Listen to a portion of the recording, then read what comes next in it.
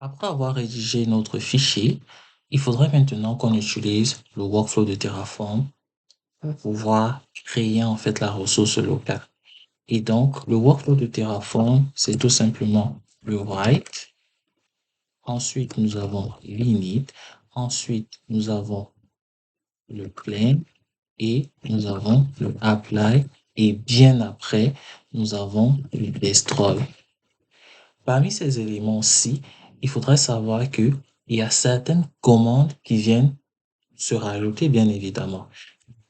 Quels sont ces éléments-là? On aura le write, ensuite on aura le format, ensuite on aura l'init, puis on aura le validate, ensuite on aura le plan, après le apply et enfin le destroy.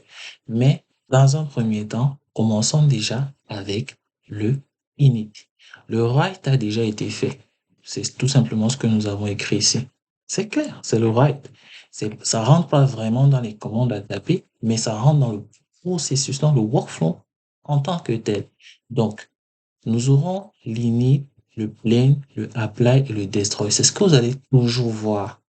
Mais il faut comprendre la logique. Nous ne sommes pas là pour faire chips, focus, technique, je sais pas trop, de juste des commandes. Non, il faut comprendre le process. On écrit d'abord le fichier, ensuite on va faire le init. À quoi va servir le init dans notre cas? Il faudrait que je retire ceci de là et que je le mette par exemple dans notre vagrant test que nous avons créé tout à l'heure pour qu'on n'y ait pas en fait des fichiers ou des écritures supplémentaires pour rien. Donc, si je fais le Terraform init, je vais aller d'abord dans le dossier, voilà, et je vais faire un Terraform init. Qu'est-ce que lui, il va faire? Le Terraform init va nous télécharger en fait ce plugin-ci et le stocker quelque part. Ensuite, il va initialiser le backend, c'est-à-dire il va créer un fichier local par défaut qui sera à peu près le fichier state, Terraform state. C'est pour ça que nous parlons de Terraform state. Et il va encore créer un autre fichier qui sera le fichier lock. Et donc ici, il faut comprendre que Terraform ne peut rien faire sans son plugin. Si vous ne lui associez aucun plugin, il ne pourra rien faire du tout. C'est pourquoi il faudrait au préalable toujours faire un Terraform init. Je vais lancer le Terraform init et observez bien ici à côté ce qui va se passer. On aura, si je veux, pour quelque chose d'assez présentable, je pense que je vais changer l'écriture. On va faire autrement. Regardez. Je vais prendre ce fichier-là et je vais sortir de ce répertoire et le mettre plutôt ici. Voilà. Pour qu'on voie en fait ensemble ce qui va se passer. Donc, je vais plutôt changer de terminal. Voilà. Et je vais venir dans 01 Terraform. Voilà. On va faire un Terraform init. Vous voyez, il télécharge et juste ici en haut, si on actualise un tout petit peu, vous allez voir que on a le .terraform.acl, .log.acl qui se crée et on a le répertoire .terraform qui se crée lors de l'initialisation. Le dossier .terraform contient en fait le plugin, le provider que nous avons spécifié dans le bloc Terraform. Et le voici ici, la version 2.7.0. Le fichier terraform.log.acl contient en fait un récapitulatif du téléchargement de tous les plugins que nous avons eu à effectuer. Et il permet en fait de figer la version du plugin pour que nous ayons pas en fait des erreurs par la suite. Si par exemple le code est évolutif, s'il doit changer de, de, de fournisseur ou quoi que ce soit, il faudrait absolument que la version soit en fait stockée quelque part. Ensuite, nous avons la deuxième commande dans le workflow initial qui est ici le plan. Le plan, qu'est-ce qu'il va faire? Le plan va comparer en fait votre configuration avec un state. Sauf que il n'y a pas de state actuellement. Nous n'avons aucun state.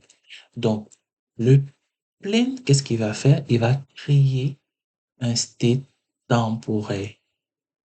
Il va créer un state temporaire et nous afficher à l'écran tout ce qui va être fait comme opération pour pouvoir provisionner la ressource. Si vous regardez et si vous êtes attentif, regardez bien de ce côté et vous allez voir un fichier terraform.state qui va se créer et se supprimer par la suite, tout simplement parce que la ressource n'a pas encore été créée. Et donc, si je fais un terraform clean, il y a un fichier terraform.state qui a été créé, puis il a disparu. Mais qu'est-ce qu'il va contenir lorsque la ressource va être réellement créée? C'est que nous aurons tout ceci. Ce qu'il faudrait retenir sur le plain, c'est que Terraform ne regarde pas encore la réalité du fichier. Il va se poser la question, ou on devrait se poser la question, comment Terraform sait-il qu'il doit créer ce fichier-là? C'est ça que vous devez vous poser comme question.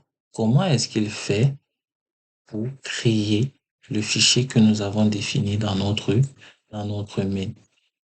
C'est tout simplement en comparant la configuration que nous avons mise ici et une configuration state.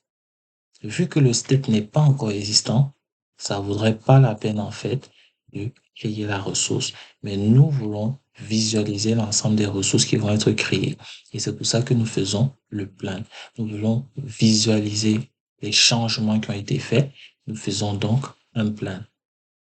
Maintenant, si je veux réellement créer la ressource, alors je vais faire un Terraform like et j'aurai le même processus que le plain, à la seule différence que on va me demander de valider la création de la ressource et vous verrez que le fichier state sera maintenant persistant au niveau de notre backend, notre espace de travail local. Si je fais un Terraform apply, je valide, vous verrez ici que il me représente la même chose. Ensuite, lorsque je vais faire un yes, et j'actualise ici, on a un fichier terraform.txt qui a été créé. C'est pas magique ça? Maintenant, vous allez voir que notre fichier sharing experience a bien été créé. Donc, si j'ouvre le fichier sharing experience, je vois partage de préparation à la certification Terraform 004. C'est bien notre fichier. Et si je vais dans le Terraform TST, je vais voir que il me récapitule à peu près tout ce qui a été fait. Regardez, le content, c'est ceci, le codage, etc.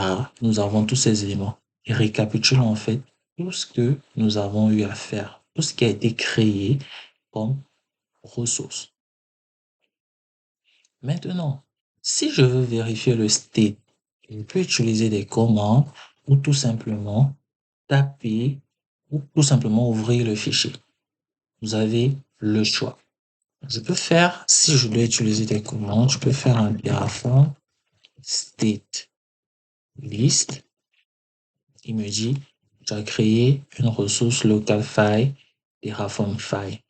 Si je veux faire un Terraform show, il me dit, voici ce qu'il contient, voici ce que ta ressource contient. Ou si je veux pas me tracasser, je vais tout simplement ouvrir le fichier et je verrai exactement ce qui s'est passé. Donc, là, c'est par rapport à la création une ressource. Maintenant, qu'est-ce qui se passerait si j'altère, par exemple, le fichier state? Voyons voir. Si je fais, par exemple, un rm, ou bien je supprime le fichier state, delete, voilà. J'ai plus de fichier state. On est d'accord? J'ai plus de fichier state. Donc, qu'est-ce qui va se passer? Je vais faire un Terraform plan.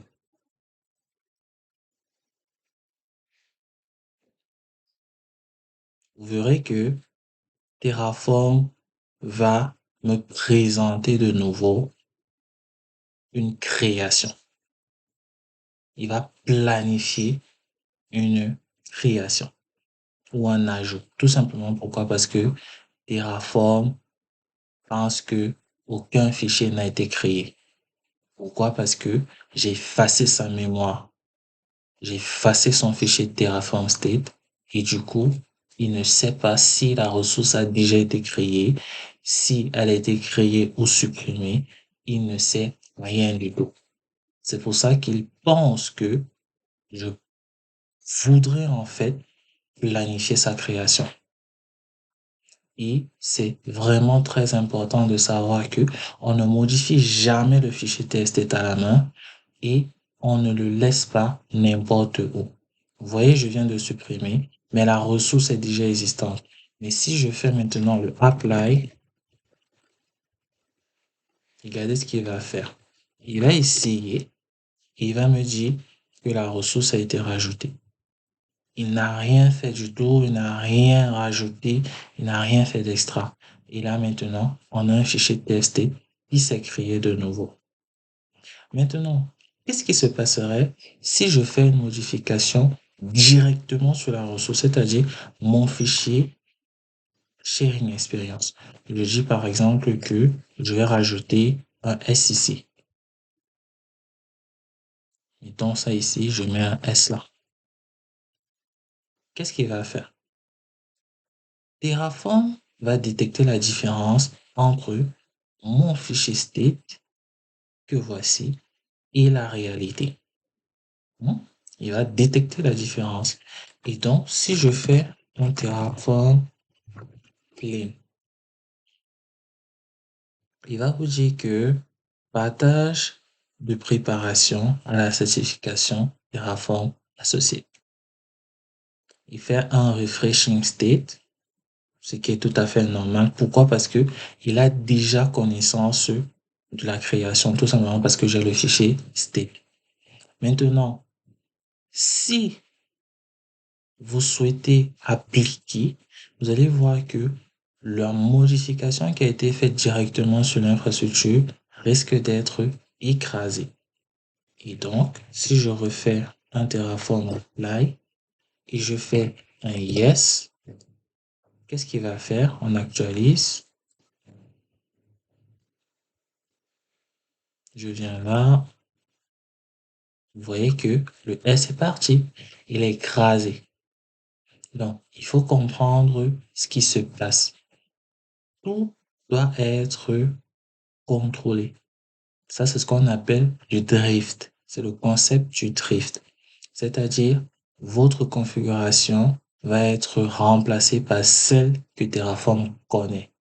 Si elle ne la reconnaît pas, elle va écraser la ressource. Et ce qui pourrait éventuellement arriver, dans le cadre, par exemple, des VM, c'est que la ressource soit recréée à zéro. Maintenant, une fois que vous avez réalisé la création de la ressource, vous avez joué un peu avec le state, qu'est-ce qui va se passer? Il faudrait bien évidemment que nous supprimons la ressource. Et donc, si je fais un Terraform destroy, il va me demander si je veux supprimer la ressource en mettant des signes négatifs ici. Et si je dis yes, il va me supprimer le fichier. Et je viens là, j'actualise et il m'a supprimé le fichier. Donc, si vous comprenez que Terraform fait confiance au state avant tout, vous avez compris le moteur interne de Terraform. Terraform, dans un premier temps, va aller vérifier s'il connaît la ressource que nous sommes en train de vouloir créer. S'il ne la reconnaît pas, il va la créer. Ensuite, si vous faites des modifications au niveau du code, il va faire une comparaison entre le fichier state et le code et non ce qui est existant. Il va se baser sur ces deux éléments-là pour pouvoir appliquer son workflow Terraform. On se retrouve dans la prochaine vidéo pour voir les deux autres commandes de Terraform qui sont nécessaires dans un workflow Terraform.